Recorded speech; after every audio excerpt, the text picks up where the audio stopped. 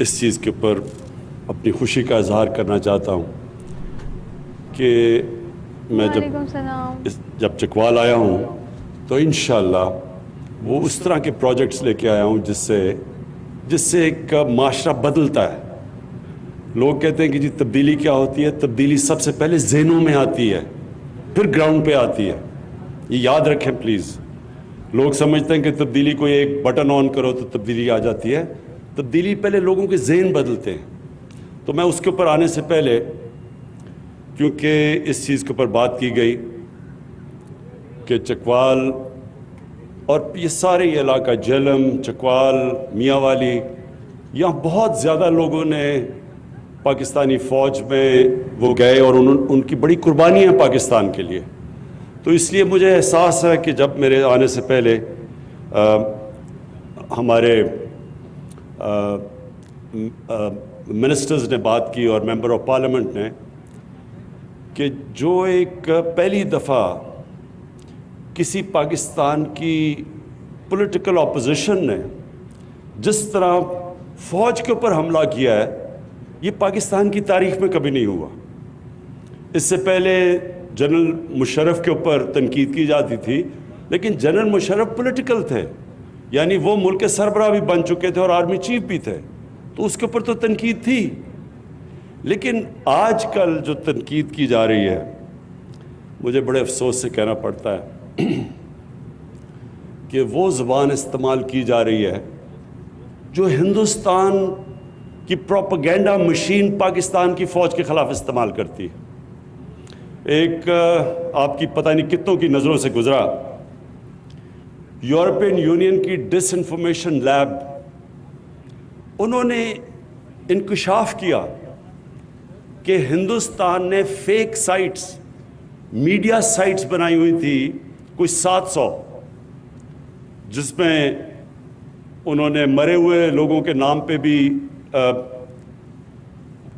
News items ان کے نام سے بھی دیتے تھے، پھر اخباروں کے فیک اخبار بنائے ہوئے تھے. اور اس کا صرف سب سے زیادہ مقصد یہ تھا کہ پاکستان کو ایک بری نظر میں دنیا میں پیش کریں، پاکستان میں کہیں کہ افراتفری پڑی ہوئی ہے، تاکہ کوئی باہر سے سرمایہ کاری نہ کرے پاکستان میں. اور پھر پاکستانی فوج کو خاص طور پہ ٹارگٹ کیا گیا، کیونکہ ہندوستان چاہتا ہے کہ پاکستانی فوج کمزور ہو، اور اب سے نہیں، پہلے سے وہ چاہتے ہیں. ان کی پوری ایک پلاننگ ہے کہ دنیا میں پاکستانی فوج کو ایک ایسی نظر پیش کیا جائے کہ وہ ایک روگ آرمی ہے، وہ دہشت گرد ہیں. نریندر مودی پچھلے آرمی چیف کو تو کھل کے کہتے تھے کہ دہشت گرد ہے. تو بدقسمتی سے پتہ یہ چلا کہ یہ جو فیک سائٹس تھیں ہندوستان کی، یہ اس اپوزیشن کو بھی یہ جو اے پی ڈی ایم ہے، اس کو بھی آگے وہ پروموٹ کر رہے تھے. اور کئی ایسے صحافی ہیں جو ان کو بھی پروموٹ کرتے ہیں، اور وہ ہندوستان کی اس ڈس انفارمیشن کے حصہ تھے. تو کہنے کا مقصد یہ ہے کہ پہلی دفعہ ہوا ہے کہ پاکستان کی اپوزیشن اس طرح پاکستان کی فوج کو ٹارگٹ کر رہی ہے، آرمی چیف کو، آئی ایس آئی چیف کو. اس کی کوئی پہلی مثال نہیں ہے. اور ٹارگٹ کیا کر رہے ہیں، کیا رہے ہیں کہ جناب الیکشن جو تھا وہ انہوں نے، کیونکہ فوج نے دھاندلی کروائی، اس لیے سلیکٹڈ گورنمنٹ ہے. تو اس کے لیے کوئی ان سے پوچھے کہ اگر الیکشن میں دھاندلی ہوئی تھی تو کیا آپ گئے تھے الیکشن کمیشن کے پاس؟ کیا آپ سپریم کورٹ گئے؟ کیا آپ پارلیمنٹ میں آئے؟ کوئی آپ نے فورم پہ کہا کہ دھاندلی ہوئی ہے؟ تو آج جب امریکہ میں الیکشن ہوا تو جب ریپبلکنز کہنا شروع ہوئے کہ الیکشن میں دھاندلی ہوئی، تو میڈیا پہلے کہتا تھا کہ انہوں نے ابھی تک کوئی ثبوت نہیں دیا. یعنی وہ میڈیا کہنے کے لیے نہیں تیار تھا دھاندلی جب تک ثبوت نہ ہو. تو نہ ثبوت دیے، نہ کسی فورم پہ گئے، اور پاکستانی فوج کو اٹیک کرنا شروع کر دیا کہ جی انہوں نے ایک سلیکٹڈ حکومت لے کے آئے. اور اصل میں ہم ساری قوم جانتی ہے کہ 30 سال سے یہ جو ان کے لیڈران ہیں، انہوں نے دونوں ہاتھوں سے ملک کو لوٹا ہے. 30 سالوں سے ان کے اوپر باہر مضمون چھپے ہوئے ہیں، باہر کے اخباروں میں، ڈیلی ٹیلی گراف میں، ٹائمز میں، ڈیلی میل میں. میں انگلینڈ کی بات کر رہا ہوں، نیو یارک ٹائمز میں بی بی سی نے 2 ڈاکیومنٹری ان دونوں لیڈرز کے اوپر بنائی ہوئی ہیں، ان کی چوری کے اوپر. ان دونوں نے ایک دوسرے کے اوپر جو باتیں کی ہوئی ہیں وہ آج آپ ٹی وی دیکھ سکتے ہیں. اور ایک کو زرداری کو جیل نواز شریف نے ڈالا تھا کرپشن میں. دونوں حکومتیں 2 دفعہ کرپشن میں گئی تھی، ایک دوسرے کو کرپٹ کہتے تھے. تو آج صرف اپنی چوری بچانے کے لیے ایک ملک کی وہ انسٹیٹیوشن جو اگر آج کبھی بھی پاکستان کو ایک مضبوط فوج کی ضرورت ہے تو آج ضرورت ہے. اور کیوں ضرورت ہے؟ کیونکہ ہمارے ساتھ جو ہمارا ہمسایہ ہے، 73 سال کی تاریخ میں برِ صغیر میں اس طرح کی حکومت نہیں آئی جو آج ہندوستان میں آئی ہے، جو کہ ایک انتہا پسند، ایک ٹوٹیلیٹیرین، ایک ریسسٹ، اینٹی مسلمان اور اینٹی اسلام اور اینٹی پاکستان. کبھی ایسی حکومت نہیں آئی اور جو انہوں نے کشمیریوں سے کر رہے ہیں. اور اس ٹائم پہ اپنی فوج کو اٹیک کرنا اور پھر اپنی فوج کو کہنا کہ ایک الیکٹڈ حکومت کو گرا دو. اپنے آپ کو ڈیموکریٹس کہتے ہیں، الیکٹڈ حکومت کو گرا دو. اور پھر فوج کو کہتے ہیں کہ اگر آرمی چیف الیکٹڈ حکومت کو نہیں گراتا تو فوج اس کو ہٹا دے. یعنی ملک میں فوج کو کہہ رہے ہیں کہ ملٹری کو کرو اور کہتے ہیں ڈیموکریٹک. تو میں اس لیے آج اس پلیٹ فارم سے، کیونکہ یہ وہ خاص طور پہ یہ سارا وہ علاقہ ہے جس میں لوگوں نے فوج میں جا کے بڑی اپنے ملک کے لیے قربانیاں دی ہیں، اور آج بھی ہماری فوج قربانیاں دے رہی ہے. آج جو ہندوستان سے دہشت گردی کی جا رہی ہے بلوچستان میں، پاکستان کے جو مرج ڈسٹرکٹس میں، یہ ہمیں پتہ کدھر سے ہو رہا ہے. ہمیں تو پہلے سے ہی اندازہ تھا کہ یہ ہر قسم کا پاکستان میں انتشار پھیلانے کی کوشش کر رہے ہیں، اور آج بھی ہمارے فوجی جوان قربانیاں دے رہے ہیں. اور اس میں یہ جو اپوزیشن جو حرکتیں کر رہی ہے، میں نے کبھی اپنی پاکستان میں اس طرح اپنے ملک کو انڈرمائن کرنے کے لیے کبھی کسی حکومت کو نہیں دیکھا. اور صرف ایک ان کا مطالبہ ہے کہ ان کو ہم کسی طرح NRO دے دیں. یعنی جو چوری انہوں نے 30 سال سے کر رہے ہیں اور پیسہ باہر لے کے جا رہے ہیں، کسی طرح اتنا بلیک میل کریں. مجھے تو ان کو پتہ ہے کر نہیں سکتے، تو اس لیے اداروں کو اتنا بلیک میل کریں کہ کسی نہ کسی طرح پریشر میرے پہ ڈالیں کہ ان کی چوری کے لیے ہم ان کی چوری معاف کر دیں. اور آج میں اپنی اگلی بات جو شروع کرتا ہوں، جس کے لیے میں یہاں آیا ہوں، اس سے پہلے میں ایک بات کہنا چاہتا ہوں اپنی قوم کو. یہ سب یاد رکھ لیں، اگر ان چوروں کو کسی حکومت نے NRO دیا تو وہ اتنی بڑی اس ملک سے غداری کرے گا کہ دشمن وہ کام نہیں کرے گا جو وہ حکومت کرے گی ان کو چوری کو معاف کر کے. جنرل مشرف نے ان دونوں لیڈروں کو NRO دیا، اس کا نتیجہ کیا ہوا کہ 10 سالوں میں پاکستان کا قرضہ 4 گنا زیادہ بڑھا. کوئی بتائے کہ پیسہ کدھر گیا ہے؟ 4 گنا، یعنی 6000 ارب سے پاکستان کا قرضہ ان 10 سالوں میں، ان دونوں کو NRO ملنے کے بعد انہوں نے جو 2 باریاں لی، پاکستان کا قرضہ 30,000 ارب پہ گیا ہے. 6000 سے 30,000. تو جب میں آج جب پارلیمنٹیرینز اور اپنے پولیٹیشین سے بات کر رہا تھا تو وہ سارے کہہ رہے تھے ہمیں سڑکیں چاہیے، اور مجھے سارے آپ کے اس علاقے کو تو میں بڑی اچھی طرح جانتا ہوں، تو مجھے پتہ ہے آپ کے کیا مسئلے تھے. تو میں تب ان کو بتا رہا تھا کہ ایک حکومت جب ہم آئے تو جتنا ہم نے ٹیکس کا پیسہ اکٹھا کیا پہلا سال، اس کا آدھا چلا گیا ان کے لیے ہوئے قرضوں کی قسطیں ادا کرنے میں، آدھا چلا گیا. اور اب یہ جو دوسرا سال ہمارا گزرا ہے، پہلے سال میں ہم نے 2000 ارب یعنی 4000 ارب ٹیکس اکٹھا ہوا، 2000 ارب قرضوں کی قسطیں دینی تھی ان کے لیے ہوئے قرضوں پہ، جو انہوں نے 4 گنا زیادہ قرضہ چڑھایا. اور دوسرے سال میں وہ قرضے بڑھتے جا رہے ہیں کیونکہ ان کے اوپر سود لگ رہا ہے. تو دوسرے سال 2700 ارب ہمیں قرضوں کی قسطیں واپس کرنی پڑی. اس لیے جو پیسہ خرچ کرنا ہے اپنے لوگوں کے اوپر وہ ہمارے پاس کم رہ جاتا ہے. تو یہ ہوتا ہے جب کہ آپ ان لوگوں کو جو کرپٹ ہوتے ہیں جب وہ آ کے ملک کی سربراہی کرتے ہیں تو وہ سارے ملک کا نظام تباہ کر دیتے ہیں، اوپر سے لے کے نیچے تک ایک نظام کو کرپٹ کر دیتے ہیں۔ آپ ایک تھانے دار کو کیسے کہیں گے یا ایک پٹواری کو کیسے کہیں گے چوری نہ کرے جب ملک کا سربراہ پیسہ چوری کر رہا ہے؟ آپ یہ کیسے کہیں گے یہ جو لوگ جیلوں میں بھرے ہوئے ہیں، یہ جو میرے سے مانگ رہے ہیں NRO دو، تو یہ بیچارے جو جیلوں میں غریب لوگ بھرے ہوئے ہیں ان کا پھر کیا قصور ہے؟ ان کی تو قصور ان سے بہت کم ہے۔ جو چوری انہوں نے کی اربوں روپے کی اور باہر جا کے بڑے بڑے محلوں میں بیٹھے ہوئے ہیں، تو وہ بیچارے جو جیلوں کے اندر پڑے ہوئے ہیں ان کی تو لاکھوں کی چوری ہوگی۔ اور اگر ان لوگوں کو سزا ہم نہیں دیتے تو مجھے یہ بتائیں کہ کیا ہم اپنے بچوں کو بتا رہے ہیں کہ طاقتور اس ملک میں جو مرضی کرے وہ بلیک میل کر کے NRO لے لے اور صرف غریب آدمی کے لیے جیل ہے؟ اور اس لیے میں اپنی قوم کو بار بار یاد کراتا ہوں کہ نبی صلی اللہ علیہ وسلم نے کہا تھا کہ تمہارے سے پہلے بڑی قومیں تباہ ہوئیں جو طاقتور کو NRO دیتی تھی اور کمزور لوگوں کو بیچاروں کو جیلوں میں ڈالتی تھی۔ اب جی میں چکوال کے اوپر آتا ہوں جس کے لیے آج میں یہاں آیا تھا۔ دیکھیں جو مجھے یاسر آپ کی بات بڑی آج پسند آئی، صرف میں ایک جگہ اگری نہیں آپ سے کرتا کہ آپ نے کہا کہ انڈسٹریل ریولوشن جب آئی یورپ کے اندر تو مسلمان ملکوں کے اندر ہم نے تعلیم پہ زور نہیں دیا۔ یہ ایکچولی ٹھیک بات نہیں ہے۔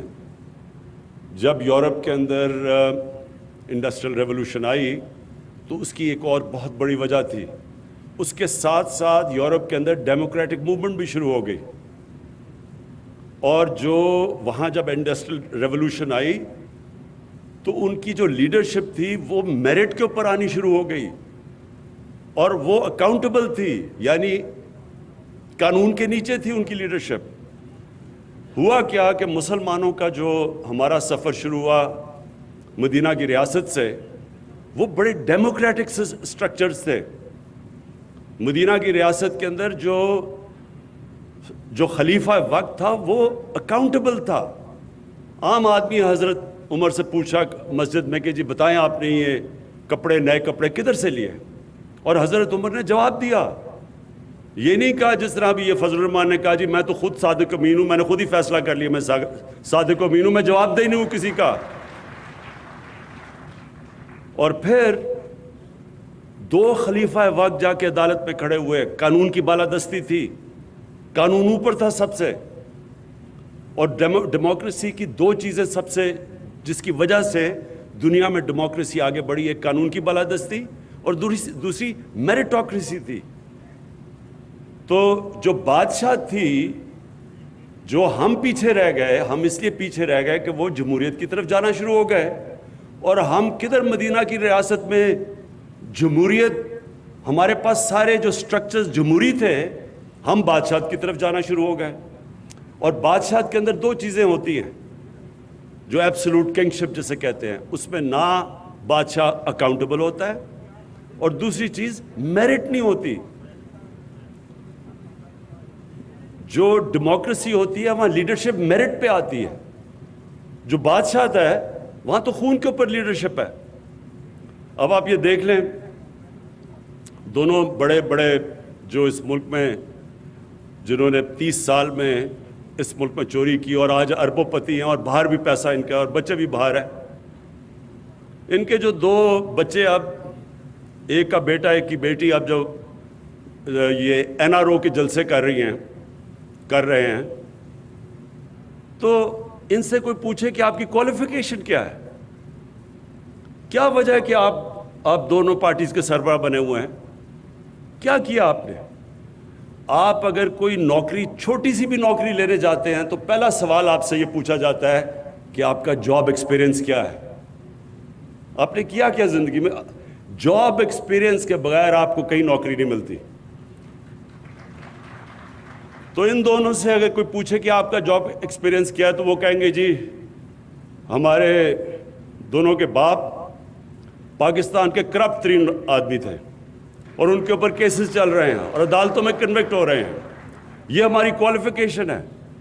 اور تو ان کی کوالیفیکیشن کوئی نہیں. 1 گھنٹے کا دونوں نے کام نہیں کیا زندگی میں, 1 گھنٹے کی کمائی نہیں کی, تو وہ ملک چلانے جا رہے ہیں. آپ ایک فیکٹری کی ہے کہ فیکٹری کے لیے آپ ذرا ایم ڈی کو ذرا ریکروٹ کریں گے تو ذرا دیکھیں وہ کیا کیا سوال پوچھتے ہیں اس فیکٹری سے کہ بتائیں تم نے کیا کیا کیا زندگی میں. تو یہاں ملک چلانے جا رہے ہیں, اور جاب ایکسپیرینس کیا ہے کہ ہم بڑے شان و شوکت میں پلے ہیں, لیکن بدقسمتی سے وہ حلال کا پیسہ نہیں تھا. اچھا جی, میں جو انڈسٹریل ریولوشن سے شروع ہوا تھا, جو قومیں آگے بڑھی ہیں, جب تک ہم تعلیم کے اوپر زور نہیں دیتے, کوئی زندگی میں شارٹ کٹ نہیں ہے. ہم اگر سمجھ رہے ہیں کہ تعلیم کے بغیر کوئی ملک آگے بڑھ جائے گا, یہ فیری ٹیلز میں بھی نہیں ہوتا. اس لیے نبی صلی اللہ علیہ وسلم نے جنگ بدر کے بعد ایجوکیشن ایمرجنسی ڈکلیئر کی. انہوں نے, حالانکہ پیسے نہیں تھے, برے حالات تھے, امہ کے بہت برے حالات تھے جنگ بدر میں, غریب لوگ تھے سب, اس کے باوجود انہوں نے کہا کہ جب قیدی کو واپس کر کے, مکہ کے قیدی کو پیسے مل سکتے تھے, انہوں نے تب کہا کہ جو قیدی پڑھا لکھا دے گا 10 مسلمانوں کو, وہ واپس آزاد ہے. یہ ایک بڑی سوچ تھی. جو تعلیم ہے وہ امیجیٹ ریٹرنز نہیں ہوتے. ہمارا سب سے بڑا مسئلہ یہ ہے کہ یہ جو ہماری جس طرح کی ڈیموکریسی ایوالو کی, ہم 5 سال کا سوچتے ہیں, چچا جی 5 سال سے میں کوئی ایسا پروجیکٹ دکھا دوں, پھر اس کی اتنی اربوں روپیہ اس کے اوپر پبلسٹی پہ خرچ کر کے تاکہ اگلا الیکشن جیت جاؤ. لیکن تعلیم کے اندر اگلا الیکشن کا نہیں آپ سوچتے. جو گورنمنٹ اگلے جنریشن کی سوچتی ہے وہ تعلیم کے اوپر پھر زور ڈالتی ہے. اب ہمارا دنیا میں 2nd ینگسٹ پاپولیشن ہے. اس آبادی کو جتنا ہم ویلیو ایڈ کر سکیں, ویلیو ایڈ کا مطلب کہ جتنی بہترین تعلیم, ہنر سکھا سکیں, ٹیکنیکل ایجوکیشن دے سکیں. اور دنیا اب کھڑی ہے ایک اور ٹیکنالوجی کی ریولوشن پہ. نئی نئی چیزیں آ گئی ہیں, آرٹیفیشل انٹیلیجنس, ایسی ٹیکنالوجیز اتنی تیزی سے ایڈوانس کر رہی ہیں. لیکن خوش قسمتی ہماری یہ ہے کہ ہم اپنی ینگ آبادی کو اس وقت اگر ہم اکوپ کر دیں تو یہ لیپ فراگ کر سکتے ہیں. مطلب یہ کہ بجائے ایک پروسیس سے گزرنے کے ہم بڑی تیزی سے آگے جا سکتے ہیں. اس لیے جو 2 آج میں نے آج انوگریٹ کی ہیں 2 چیزیں, ایک آپ کی جو یونیورسٹی چکوال یونیورسٹی, اور دوسرا جو آپ نے سینٹر آف ایکسلنس یا ایک اسکول ایسا بنایا کہ جو بہترین ٹیلنٹ چکوال کے بچوں کا, لیکن غریب بچوں کا, وہ بچے جو کہ جن کے ماں باپ کے پاس پیسہ نہیں اعلیٰ تعلیم دینے کا بچوں کو, ان کے لیے جو اسکول بنایا ہے. میں آج آپ کے سامنے پیشن گوئی کر رہا ہوں کہ اگر آپ نے صحیح توجہ دے دی ان اسکولوں پہ, یعنی ٹیچرز کے اوپر صحیح توجہ دے دی, اچھے ٹیچرز بھی دیے, اسکول کی بلڈنگز کافی نہیں ہوتی, اس کے اوپر ٹیچرز بھی آپ کو اچھے چاہیے ہوتے ہیں. اگر آپ نے توجہ دے دی تو آپ کا بہترین ٹیلنٹ اس اسکول سے نکلے گا جدھر آپ میرٹ کے اوپر غریب گھرانوں سے بچوں کو لے کے آ رہے ہیں. ہم نے نمل یونیورسٹی میں ساتھ ہی ہے, کبھی آپ کو موقع ملے ضرور جا کے دیکھیں, کیونکہ مجھے اس کا بڑا فخر ہوتا ہے اس یونیورسٹی کا. اس میں 90% جو اسٹوڈنٹس ہیں وہ اسکالرشپ پہ ہیں, یعنی ان کا تقریباً سارا پیسہ ہم اکٹھا کر کے اسکالرشپ پہ دیتے ہیں, اور وہ غریب ترین گھرانے کے بچے ہیں, اور ان میں سے 75% بچے اردو میڈیم اسکول کے ہیں, اور جو انیشل ڈگریز تھیں وہ بریڈفورڈ یونیورسٹی کی ہیں, یعنی انگلینڈ کی یونیورسٹی کی ہیں. لیکن آپ کو حیرت ہوگی کہ جو ان کا رزلٹ ہے, جس طرح کے وہ بچے پڑھتے ہیں, اور جو ان کے اندر ڈرائیو ہے, جو ہنگر ہے, جو بھوک ہے, وہ بریڈفورڈ یونیورسٹی کی ڈگریز لے رہے ہیں. اور بریڈفورڈ یونیورسٹی سے جو پرسنٹیج ہے فرسٹ ڈویژنز کی, وہ نمل یونیورسٹی کی زیادہ ہے. کہنے کا مطلب یہ ہے کہ جب آپ موقع دیتے ہیں ان کو جن کے اندر ایک آگ لگی ہوتی ہے کہ ہم کسی نہ کسی طرح زندگی میں اوپر جائیں, اور ان کو موقع دے دیتے ہیں اچھا تعلیم دے کے, اور پھر وہ یہ جب سوچتے ہیں کہ میں اپنے خاندان کو بھی اوپر لے جاؤں گا, اپنی فیملی کو بھی اٹھا دوں گا, اپنی زندگی بہتر کر لوں گا, وہ کئی دفعہ وہ اسکول جن کے اندر بچے پیسے والے گھروں کے آتے ہیں وہ مقابلہ نہیں کر سکتے. اور یہ نمل یونیورسٹی میں آپ دیکھ لیں کہ نہیں, وہ جو نمل یونیورسٹی کے اندر جس طرح کے بچوں کے اندر ڈرائیو ہے وہ نظر آتی ہے ان کے رزلٹس پہ. اور اس لیے یہ جو آپ نے ایک پہلے اسکول, میں سمجھتا ہوں کہ اسکول میں سے آپ کا بہترین ٹیلنٹ نکلے گا. دوسرا جو یونیورسٹی ہے یہ بڑی ضرورت تھی یہاں سارے علاقے کے لیے, کوالٹی کی یونیورسٹیز یہ جو آپ بنانے جا رہے ہیں, میں آپ کو مبارک بھی دیتا ہوں اور آپ یقین دلاتا ہوں کہ پوری طرح انشاءاللہ میں آپ کی اس میں سپورٹ کروں گا ہر تک, اینڈ تک. اور پھر جو ہاسپٹل ہے یہ بہت ضروری ہے. یہ جو 500 بیڈ کا ہاسپٹل بنا ہے اس کی بڑی ضرورت ہے اس سارے علاقے میں. آبادی ہماری بڑھتی جا رہی ہے, ہمارے پاس اتنے ہاسپٹلز نہیں, نرسز نہیں, ڈاکٹرز نہیں. تو یہ جو آپ پہلا تو یہ قدم ہے کہ اس علاقے میں ایک ہاسپٹل کی بہت ضرورت تھی. تو یہ جو آپ نے 500 بیڈ کا ہاسپٹل بنایا اور یہ جو شروع کر رہے ہیں آپ, اس کے لیے پھر سے میں آپ کو ریپیٹ کرتا ہوں کہ پوری ہم سپورٹ دیں گے. لیکن میں آپ کو یہ بھی بتا دوں کہ جو پاکستان میں جتنے ہاسپٹل کی ضرورت ہے وہ گورنمنٹ نہیں بنا سکتی. اور اس کے لیے ہم نے ایک ایسا زبردست, اور میں دونوں پنجاب اور پختونخوا کی گورنمنٹس کو خاص طور پہ خراج تحسین پیش کرنا چاہتا ہوں کہ جو ہیلتھ کارڈ ہے, جو ہیلتھ کارڈ لے کے آئے ہیں یہ انشاءاللہ آپ دیکھتے رہیں. میں آپ کے سامنے یہ بھی پیشن گوئی کرتا ہوں کہ 5 سال 6 سال 8 سال 10 سال تک, میکسیمم 10 سال تک یہاں کا جو ہیلتھ سسٹم ہوگا ہمارے سے بڑے امیر ترین ملکوں کا بھی وہ ہیلتھ سسٹم نہیں ہوگا جو پاکستان کا بننے جا رہا ہے. اور وہ کیوں؟ وہ اس لیے کہ ہیلتھ کارڈ میں ہر خاندان میں, اور فیصلہ ہوا ہے کہ اگلے سال کے اینڈ تک ہر پنجاب کا اور پختونخوا کا خاندان اس کے پاس ہیلتھ انشورنس ہوگی. اس کو کہتے ہیں یونیورسل ہیلتھ کوریج. یہ آپ حیران ہوں گے, میں پھر سے کہہ رہا ہوں, امیر ترین ملکوں کے اندر بھی یونیورسل ہیلتھ کوریج نہیں ہے. یہ جو کارڈ ہے ہیلتھ کارڈ, اس سے کیا ہوگا؟ اب تک کیا ہوتا تھا کہ اچھے پرائیویٹ ہاسپٹل صرف بڑے شہروں میں چلے جاتے تھے کیونکہ پیسہ تو بڑے شہروں میں ہے, تو چھوٹے شہروں میں پرائیویٹ ہاسپٹل بناتا ہی کوئی نہیں تھا. اب ہم پرائیویٹ ہاسپٹلس کو انکریج کر رہے ہیں, انشاءاللہ ان کو سستی زمینیں دیں گے ہاسپٹل پرائیویٹ سیکٹر کو آنے میں. ساری ان کی جو اکوپمنٹ پاکستان میں, ہیلتھ ہاسپٹل کی اکوپمنٹ پاکستان میں نہیں بنتی, ساری وہ ہم ان کو ڈیوٹی فری اجازت دیں گے باہر سے امپورٹ کرنے کی. اور اس کے بعد ہیلتھ کارڈ کی وجہ سے جب عام ہر گھر کے پاس ایک ہیلتھ کارڈ آ جائے گا گھرانے میں, تو کوئی بھی جا کے, اور ہیلتھ کارڈ میں آپ کسی بھی ہسپتال میں جا کے اپنا علاج کروا سکتے ہیں. یہ نہیں کہ صرف گورنمنٹ ہاسپٹل, کسی بھی پاکستان کے ہسپتال میں ہیلتھ کارڈ سے آپ اپنا علاج کروا لیں گے. اس سے یہ ہوگا کہ غریب ترین علاقوں کے اندر جب سب لوگوں کے پاس ہیلتھ فیملیز کے پاس ہوگا تو پھر پیسہ کا تو مسئلہ نہیں ہوگا. تو اس سے انشاءاللہ پورا ہم اپنا ایک ہیلتھ سسٹم کھڑا کریں گے پاکستان میں, جو کہ سارے علاقوں کو کور کرے گا, غریب علاقوں کو بھی. اور یہ میرا ایک, مجھے انشاءاللہ جب لوگ کہتے ہیں کہ کیا, میرے سے پوچھتے ہیں کہ آپ کے جب 5 سال پورے ہوں تو آپ کیا چاہیں گے کہ پاکستان میں کیا چیز ہوگی تو آپ سمجھیں گے آپ کامیاب ہوں.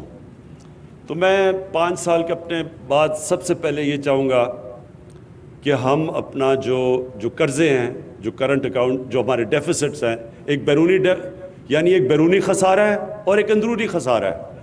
تو میں یہ چاہوں گا کہ یہ دونوں خساروں کو ہم کم کر کے ادھر لے آئیں کہ پاکستان اپنے پیر پہ کھڑا ہو جائے. جو بیرونی خسارہ ہے وہ تو آپ کو, مجھے سب سے زیادہ فخر یہ ہے کہ پچھلے 5 مہینے میں جو ہمارا, جس کو کرنٹ اکاؤنٹ کہتے ہیں, اس کا جو سب سے بڑا خسارہ ہمیں ملا تھا 2.25 سال پہلے. آج میں فخر سے یہ کہتا ہوں کہ 5 مہینے مسلسل ہمارا جو کرنٹ اکاؤنٹ ہے وہ سرپلس میں چلا گیا ہے, اور 17 سال کے بعد یہ ہوا ہے. اب دوسری زور لگانا ہے کہ اپنا جو فسکل ڈیفیسٹ ہے، یعنی ہماری جو آمدنی ہے وہ ابھی بھی کم ہے، ہمارے خرچے زیادہ ہیں، لیکن ابھی تک مجھے اس کا ابھی تک یہ فخر ہے کہ آج اگر ہمیں قرضوں کی قسطیں واپس نہ کرنی پڑیں جو کہ قرضے انہوں نے پچھلوں نے لیے تھے، تو ہم نے اپنی آمدنی اور خرچے کو اب بیلنس کر لیا ہے، یعنی ہمارا خسارہ نہیں ہے۔ اب خسارہ تب آتا ہے کیونکہ ہمیں یہ قرضوں کی قسطیں دینی پڑتی ہیں، اور انشاءاللہ وہ آمدنی ہم بڑھانے کی پوری اب زور لگا رہے ہیں، اپنے ملک میں ویلتھ کریشن کر رہے ہیں، اور مجھے پورا یقین ہے کہ انشاءاللہ جب اگلے ہمارے 5 سال پورے ہوں گے تو یہ سب سے پہلے تو یہ کہ جو قرضوں کا بوجھ ہے انشاءاللہ اس کو کم کریں۔ اس کے بعد جو دوسری چیز ہے کہ عام آدمی کی زندگی کیسے بہتر ہو۔ اگر عام آدمی کی زندگی بہتر ہو، غربت یہاں کم ہو گئی، لوگوں کی بنیادی ضروریات، ان کی صحت کا ہم دھیان رکھ سکیں، ان کے لیے ہم تعلیم، ہر غریب گھرانے کے لیے موقع ملے تعلیم کا، اور یہ جو ہمارے جو دور دراز علاقے ہیں وہاں اسکول خالی پڑے رہتے ہیں، وہاں سسٹم ٹھیک نہیں ہے، پورا زور لگا رہے ہیں کہ اب یہ جو ایجوکیشن کا سسٹم ہے ایسے کریں کہ اس کو ڈی سینٹرلائز کر دیں، اور ساتھ ساتھ اس کے ساتھ جو ہمارا لوکل گورنمنٹ سسٹم آ رہا ہے، جو بلدیاتی الیکشن آ رہے ہیں، یہ پاکستان میں ایک انقلابی سسٹم ہے، اور اس سسٹم کے ذریعے ہم اپنی جو دیہاتی علاقوں کے اندر جو ڈسٹرکٹس ہیں، جس طرح چکوال ہے، میاں والی، وہ لوکل گورنمنٹ کے اندر اسکولوں کو اوورسی کریں، اور یہ ہمارا بڑا ایک ریولوشنری سسٹم ہے جو انشاءاللہ جب الیکشن آئیں گے تو آپ کو پتہ چلے گا، بڑی محنت سے ہم اپنا نیا بلدیاتی نظام لے کے آئے ہیں۔ تو اسکول کا نظام ٹھیک ہو جائے، صحت کا نظام ٹھیک ہو جائے، گورننس سسٹم جو ہم اب لگے ہوئے کوشش کر رہے ہیں کہ ہمارا جو پولیس کا سسٹم ہے وہ ٹھیک ہو، اور اس کے لیے بھی آپ دیکھتے رہیں گے کہ پوری جدوجہد ہے، کیونکہ یہ ایک بری عادتیں پڑ چکی ہیں کئی سالوں سے، تو اس کو آہستہ آہستہ انشاءاللہ ٹھیک کر رہے ہیں، اور 5 سال کے بعد لوگوں کو نظر آئے گا کہ پولیس ایک ایسی ہماری بن گئی ہے کہ لوگوں کی جان اور مال کی حفاظت کرے گی۔ تھانہ ایک ایسا ہوگا جدھر لوگ یہ نہیں سمجھیں گے کہ تھانہ کوئی دور سے کوئی باہر سے قوم آ کے چلا رہی ہے، اپنا یعنی پولیس کو اپنی پولیس سمجھیں گے، اور انشاءاللہ اس کے اوپر پورا زور ہے۔ اور اس کے علاوہ جو میں چاہوں گا کہ جو ہمارا جو احساس پروگرام ہے وہ پاکستان کی تاریخ میں نہیں، دنیا کے اندر بہترین ایک وہ پروگرام مانا جائے غربت کم کرنے کے لیے۔ ہم ایک بڑی یہ جو ابھی بھی ہمارا احساس پروگرام جو کرونا کے دور ہم نے جس طرح پیسے بانٹے غریب لوگوں کے اندر، یہ تو دنیا بھی ابھی سمجھتی ہے، اس کی خراج تحسین پیش کرتی ہے پاکستان کو کہ بہترین طریقے سے، شفافیت سے، اور بڑے تھوڑے وقت پہ اتنا زیادہ ہم نے پیسہ بانٹا غریب لوگوں میں، جس سے بچ کے ہماری عوام لاک ڈاؤن میں جو تباہی مچی تھی۔ لیکن جو اب پوری طرح احساس پروگرام ہم لے کے آ رہے ہیں غربت کم کرنے کے، یہ ہم نے چائنا سے بڑی تفصیل سمجھی تھی کہ چائنا نے کیسے غربت اپنی کم کی۔ دنیا کی تاریخ میں کبھی کسی ملک نے اتنی تیزی سے اتنے تھوڑے ٹائم میں اتنے زیادہ لوگوں کو غربت سے نہیں نکالا جو چائنا نے نکالا ہے۔ تو اس پروگرام کے تحت میرا پورا ایک ایمان ہے کہ ہم اپنے 5 سال کے بعد یہ کہہ سکیں گے کہ پاکستان میں جب ہم آئے تھے اس سے اب غربت بہت کم ہو چکی ہے، اور جو میرا ابھی میں ایک اور اسکیم شروع کرنے لگا ہوں کہ ایک پورے ہمارا ایک پروگرام جس کے اندر پورے سٹیپس لیں گے کہ کوئی پاکستان میں بھوکا نہ سوئے۔ اس کے لیے ہم انشاءاللہ پورا ایک پلان لے کے آئیں گے جس میں پاکستان کے شہریوں کو ہم پوری قوم مل کے کرے گی کہ کوئی ہمارے ملک میں بھوکا نہ سوئے۔ یہ ایک پورا پروگرام انشاءاللہ آپ کے سامنے لے کے آؤں گا۔ تو میں پھر سے آج آپ کو چکوال کے لوگوں کو مبارک دیتا ہوں۔ وہ ایک تو میں بھول گیا، وہ جو سڑک اس کی بڑی ضرورت تھی بائی پاس کی، اس سے بڑا فرق پڑ جائے گا یہاں، وہ تو ہم نے چوتھی چیز آج انوگریٹ کیا ہے۔ لیکن میرے لیے اصل 2 چیزیں ہیں، ایک آپ کا ہاسپٹل اور یہ جو آپ کے ایک اسکول بنا ہے اور جو یونیورسٹی، اس کی میں آپ کو خاص طور پہ مبارک دیتا ہوں پھر سے۔ ہاں